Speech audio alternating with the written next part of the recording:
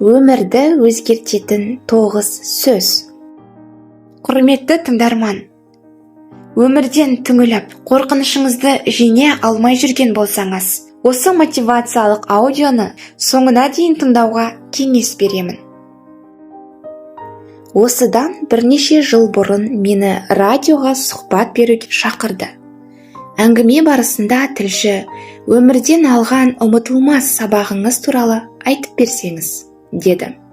Әрине, бұған жауап беру қиын болмады. Бұл сұраққа мен адам ойының қаншалықты маңызды екенін ұғындым деп жауап қаттым. Не ойлап тұрғаныңды айт, сенің кім екеніңді айтамын деген нақыл есіңізде болар. Адамның ойы оның ақыл деңгейінің көрсеткіші. Ал біздің өмір туралы ойымыз тағдырымызды айқындайтын негізгі фактор. Эмерсонның адамның қандай екенін күні бойы не ойлайтынына қарап анықтауға болады деген сөзі бар. Әрине, басқа не болушы еді? Қазір мен адамның ең басты проблемасы не екенін шүбәсіз түсіндім. Біздің өмірдегі барлық кедергіміз ойымызды дұрыс бағыттай алмағаннан туындайды. Егер ойымыз барлығын дұрыс айтып тұрса, бүкіл проблемамызды сөзсіз шешіп тастар едік. Тіпті ол проблемаға ұрынбауымыз да мүмкін. Рим империясын билеген әйгілі философ Марк Аврелий осы пікірді бар болғаны 9 сөзге сыйдырған.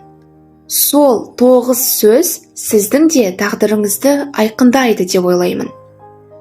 Өмір туралы не ойласаң, бүкіл тағдырың сенің ойыңдағыдай өрледі. Шын мәнінде бақыттымын деп ойласаң, бақытты боласың. Мұң туралы ойласаң, мұңаясың. Қорқыныш туралы ойласаң, бойыңды үрей билейді. Ауруды есімізге алсақ, ауырып қалуымыз мүмкін. Жолым болмайды деп ойласақ, міндетті түрде сәтсіздікке ұрынамыз. Өзімізге мүсіркеп қарасақ, басқалар бізден безіп кетеді. Норман Винсент Пил былай деген екен: сіз өз ойыңыздағы адам емессіз. Ойыңыз қандай адам болса, сондай адамсыз.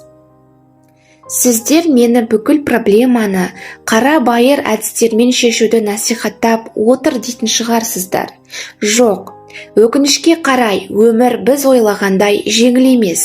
Дегенімен, айналамызда болып жатқан құбылыстарға дұрыс баға беріп, жақсы мен жаманды ажыратуды үйренгеніміз жөн. Проблемамыз болғанына қарамастан, өмірден, өзімізден түңілмей жағымды нәрселерді ойлай білейік. Мұның қандай маңызы бар дейтін боларсыз. Ойымды мысалмен түсіндірейін. Әдетте мен көшені кесіп өтетін кезде Нью-Йорк көшелеріндегі сеңдей соғылысқан көліктерге қарап сақ жүруге тырысамын. Бірақ оған бола алаңдамаймын. Өміріңе сақтықпен қарау, проблеманың неден туындайтынын түсіну және оны шешудің амалдарын қарастыру. Ал алаңдау адамды әрі-сәрі күйге түсіреді. Соңында ашуың келіп, өзіңді өзің түтіп жейтін халге түсесің. Адамның бір басында ондаған проблема болуы мүмкін. Соған қарамастан, көшеде басыңызды тік көтеріп, ешкімнен именбей жүруіңіз керек. Мен мұны Лоэл Томастан үйрендім. Бір кездері онымен бірге жұмыс істегенбіз. Екеуміз бірлесіп, бірінші дүниежүзілік соғыс кезінде Алленби Лоуренс компаниялары туралы әйгілі фильмдерді көрсетумен айналыстық. Ол Алленби Палестинада және Лоуренс Арабияда деген фильмнің көрсетілімі кезінде көпшілік алдында шығып сөз сөйлейді. Оның баяндамасы Лондонға ғана емес, әлемнің түкпір-түкпіріне таралып, аты аңызға айналды. Лондондағы таңғаларлық оқиғадан кейін Томас дүние жүзін аралап турнирге шықты. Одан соң 2 жыл бойы Үндістан мен Ауғанстан халқының өмірі туралы фильм түсірумен айналысты. Бірақ бірнеше жыл бойы дүрілдеп тұрған адам аяқ астынан сәтсіздікке ұрынып, көк тиынсыз Лондонға оралды. Ол кезде мен жанында едім. Екеуміздің арзан мейрамханаларға барып, дәмі жоқ тамақ жейтініміз есімде. Кейде арзан мейрамханалардың өзінде тамақ ішу мұң болатын. Жүрек жалғау үшін шотландық әйгілі актер Джеймс Макбиден қарыз алғанбыз. Айтайын дегенім, Лоэл Томас қарызға белшесінен батып, ауыр жағдайға түссе де, басында мың сан проблемасы болса да, уайымға бой алдырған жоқ. Әрдайым еңсесі тік жүретін. Егер ол өмірден түңіліп, салы суға кетсе, қарыз берушілердің бәрі одан теріс айналар еді. Сол себепті ол ертеңгісін жұмыстарымен көшеге шығар алдында костюмінің омырауына гүл тағып алатын. Сөйтіп, Оксфорд-стриттің бойымен мені көрдіңдер ме дегендей қасқайып жүретін.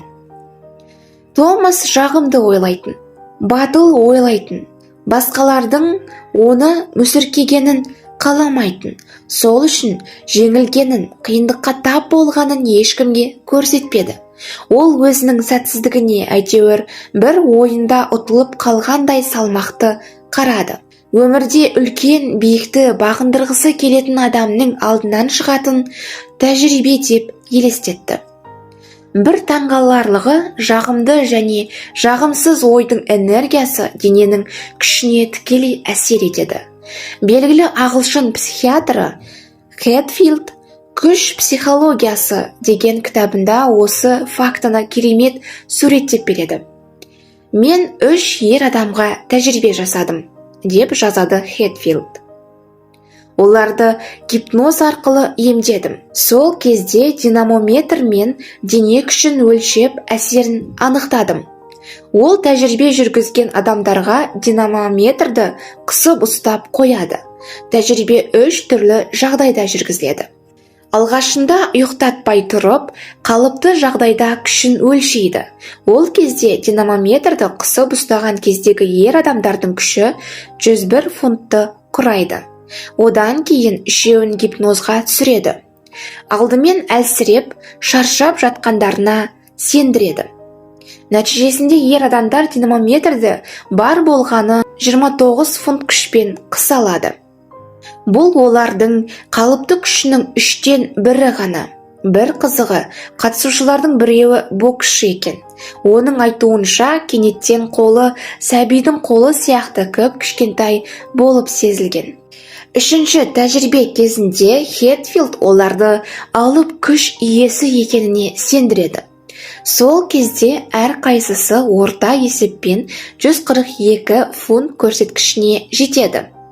Адамның миы өзінің күшті екеніне сенсе, жағымды ойға толы болса, шын мәнінде олардың күші кем дегенде 50%-ға көбейеді. Міне, жағымды және жағымсыз ойдың энергиясы дегеніміз осы. 35 жыл бойы ересектерге сабақ беріп келдім. Осы уақыт ішінде байқағаным, ер адам болсын, әйел адам болсын, сана сезімін өзгерту арқылы көңіліндегі алаңнан, бойындағы үрейден, тіпті түрлі ауруларынан да құтыла алады. Мен оны білемін. Айдан анық білемін. Адам өмірінің қалай өзгеріске түскенін талай рет бақылаған адам ретінде айтып тұрмын. Өзгерістерге өте көп куә болғаным сонша, қазір тіпті таң қалмайтын жағдайға жеттім. Адам баласын бақытты ететін, жанына тыныштық сыйлайтын, тұратын жері немесе қолындағы байлығы емес, тіпті қоғамдағы беделі де емес, бар болғаны жағымды ойы ғана. Сыртқы факторлардың оған еш қатысы жоқ. Оған мысал ретінде қария Джон Браунның басынан өткен бір хикаяны баяндап берейін. Оны Харперс Ферри қаласындағы үкімет үйін басып алып, құлдарды көтеріліске шақырғаны үшін дарға асқан. Үкім кесілгеннен кейін Джон Браунды мүрдесін салатын табытқа отырғызып, дар ағашына қарай алып келе жатады. Жанындағы күзетші қобалжып, іштей азапқа түседі. Ал Джон қарияда үн жоқ. Салмақты, сабырлы қалпынан таймаған. Тек Виргиниядағы Блу Ридж бағының жанынан өте бергенде Не деген ғажап өлке, бұрын бұл жерді көруге мүмкіндігім болмап еді, дейді таңданысын жасыра алмай. Ал мынау оңтүстік полюске алғаш рет аяғы тиген ағылшын азаматы Роберт Фалкон Скотт пен оның достарының оқиғасы. Олар қайтар жолда бұрын соңды адамзаттың басынан өтпеген ауыр жағдайға тап болады. Қорындағы азық түлік пен отын таусылады. 11 күн бойы бет қаратпайтын боран соғып, алға жылжи алмай жер түбінде қалып кетеді. Желдің күштілігі сонша уілдей жөнелгенде мұз бетіне із түсіп жатады. Скотт пен жолдастары бұдан шығар жол жоқ екенін түсінеді. Олар қардан шыға алмаған жағдайда қиналмай өлу үшін саяхатқа аттанарда жандарына апиын салып алған болатын. Көп мөлшерде апиын қолданған адам тып-тыныш ұйықтап кетіп ештеңе сезбес еді. Бірақ олар есірткіні қолданудан бас тартады. Оның орнына бар даусымен ән шырқап, бір-бірінің рухын көтереді. 8 айдан кейін оңтүстік полюстен олардың мұз қатқан денесі табылған. Бұл оқиға сол жердегі саяхатшылардың бірінің қоштасу хатында жазылған екен. Иә, ерік жігері мұқалмаған, рухы мығым, салиқалы адам ғана табытта отырып табиғаттың сұлулығына тамсан алады. Болмаса аштық пен суықтан өліп бара жатып, бар даусымен көңілді ән шырқайды. Бұл ақиқат. Оны осыдан 300 жыл бұрын көзі соқыр болса да, көңілі жүйрік әйгілі Мильтонның қанатты сөзінен де байқауға болады. Адамды санасы басқарады. Жұмақты тозаққа, тозақты жұмаққа айналдыруға сананың ғана күші жетеді. Наполеон мен Эллен Келлердің өмірге деген көзқарасы Мильтонның осы бір сөзімен үндеседі. Наполеонда адам армандаған дүниенің бәрі болды. Билікте, байлықта, даңқта. Әйткенімен ол әулие Елена аралында тұрып, мен өмірімде ең болмағанда 6 күн бақытты болып көрмеппін, депті. Ал көзі көрмейтін, құлағы естімейтін Эллен Келлер мен бақыттымын деп жар салған екен. 50 жыл ғұмырымда мен мойындаған бір ғана ақиқат бар. Адам баласына өзінен басқа ешкім жан тыныштығын сыйлай алмайды. Сіздерге Эмерсонның өзіңе деген сенім шығармасының соңында айтылатын ғажайып сөзді келтірейін. Саяси шайқаста жеңіске жеткенде, кәсібің көркейіп, табысың көбейгенде, жақының ауруынан айыққанда, ұзақ жылдан бері көріспеген досың келгенде, осы сияқты жағымды жағдайлар орын алғанда, кеудеңді еріксіз қуаныш билейді. Болашақта бұдан да бақытты күндер күтіп тұр деп ойлайсың, бірақ оған сенбе. Өйткені өзіңнен басқа ешкім де, ештеңе де жан дүниеңді рақатқа бөлей алмайды. Аты мәшһүр ойшыл философ Эпиктет бізге тәнімізге жабысқан ісік пен жарадан арылуға тырысқанша, санамызға жабысқан жаман ойлардан арылуға тырысқанымыз әлде қайда дұрыс екенін ескерткен. Эпиктет бұл ойды осыдан 19 ғасыр бұрын айтып кетті. Ал қазіргі заманның медицинасы оны қос қолдап қолдайды. Дәрігер Кенби Робинсон, Джонсон Гопкинс ауруханасындағы әрбір 5 науқастың 4-еуі жүйкесі сыр беріп, жаны күйзелгеннен дәрігерге жүгінеді деп мәлімдеді. Бұл мінез құлықтың өзгеруіне әсер етеді. Шын мәнінде мұның себебі адамдардың өмірде кездесетін қиындықтар мен проблемаларға бейімделе алмауының нәтижесі, деді дәрігер.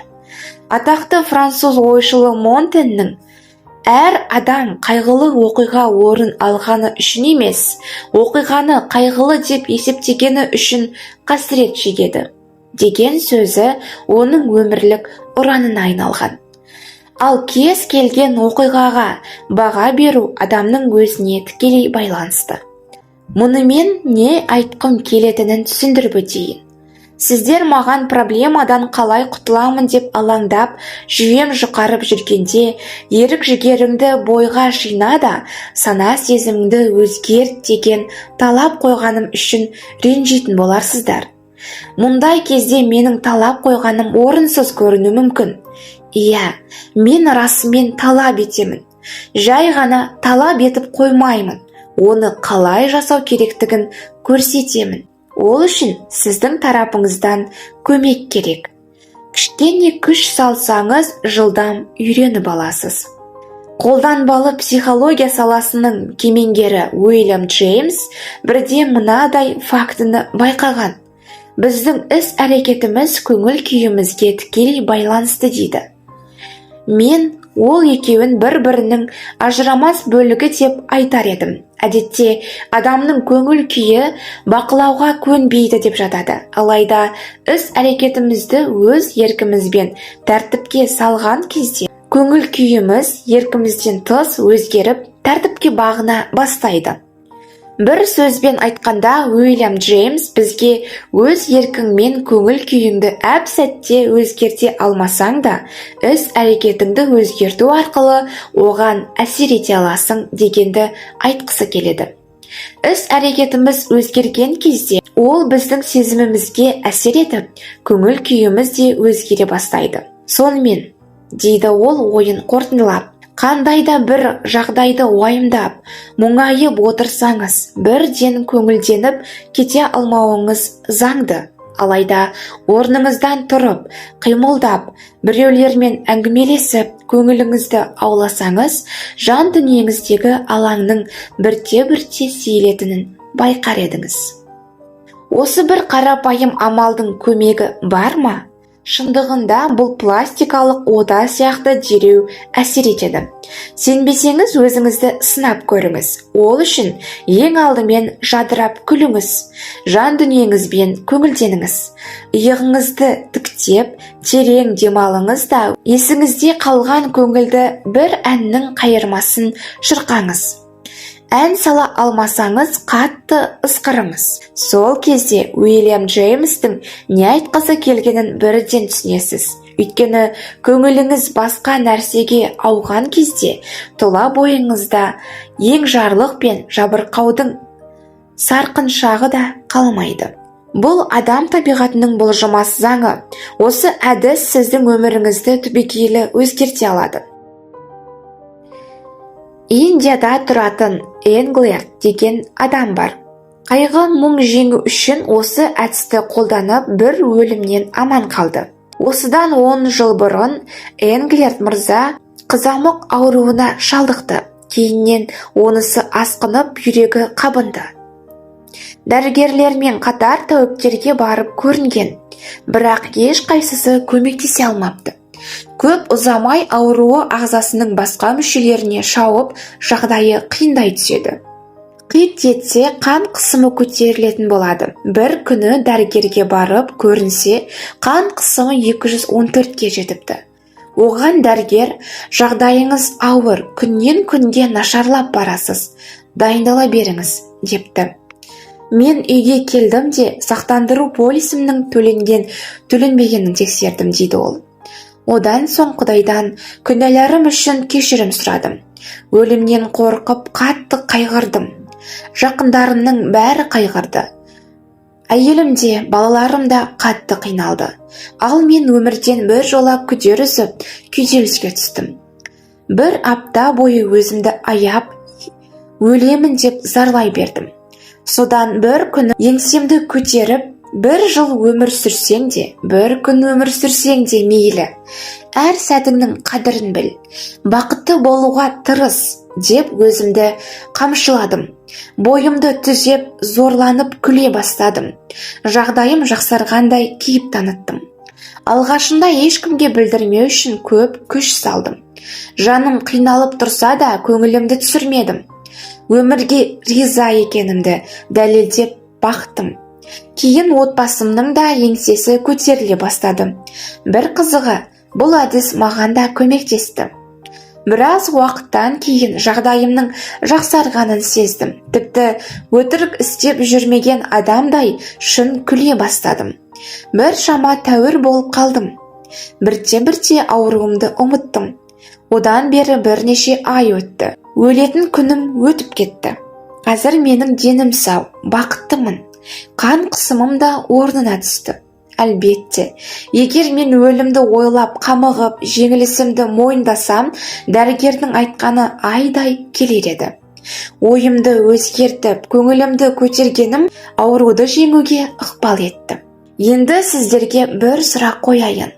Көңілді көтеріңкі ұстау, жақсы нәрселерді ойлау, өмірге риза кейіп таныту, бір адамды ажалдан аршалап қалғанын тыңдап білдіңіздер. Ендеше, неге біз бір сәтке болсын қайғыруға, мұңаюға жол береміз?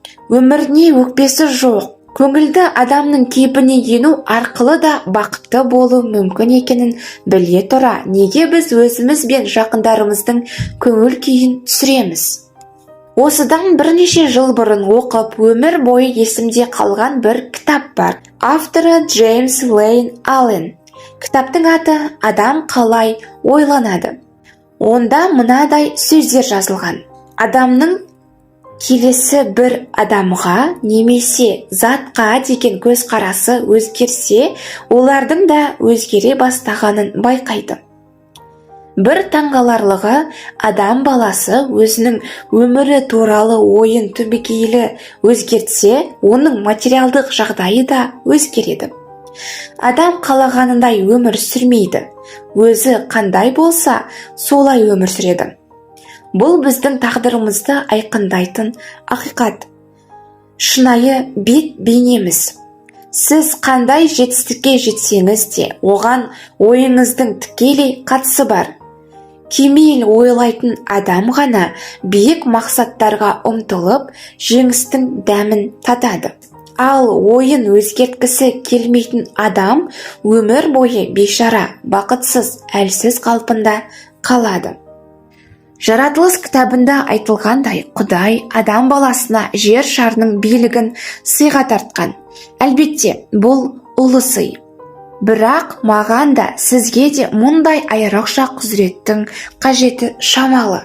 Біз бар болғаны өз ойымызға үстемдік етіп, қорқынышымызды жеңіп, жан дүниемізді түсініп, санамызға билік жүргізе алсақ жетіп жатыр. Бір жақсысы, мен бұл билікке қалай қол жеткізу керектігін білемін және қалаған уақытымда ойыма үстемдік жүргіземін. Ол үшін іс-әрекетімді бақылауда ұстасам болғаны. Сөз соңында Уильям Джеймстің мына сөздерін еске алайық. Әдетте жамандық деп жүргеніміз бізді шынықтыратын, өмір сүруге шабыт сыйлайтын жақсылыққа айналуы мүмкін. Ол үшін ой санамыздағы қорқыныш пен қамығуды жеңіп, әлжуаз адамнан күрескерге айнала білейік. Қане достар, бақытты болу үшін күресейік. Оптимист болайық, конструктивті ойлайық, ештеңеден қорықпай, бақытты болуға ұмтылайық. Ол үшін мен сіздерге күн сайын орындайтын, дәл бүгін деп аталатын әдісті ұсынамын. Бұл әдіс сізді ынталандырады. Оны осыдан 36 жыл бұрын Сибила Партидж марқұм жасаған. Егер бәріміз осы әдісті басшылыққа алсақ, көңіліміздегі алаңның біраз бөлігінен құтылып, қуанышты сәттеріміз көбейеді деп сеніммен айта аламын. Ал достар, дәл бүгін деп аталатын әдісті келесі видеодан көре аласыздар. Ол видео ссылкасын описаниядан таба аласыздар. Келесі видеода кездескенше қош сау болыңыздар.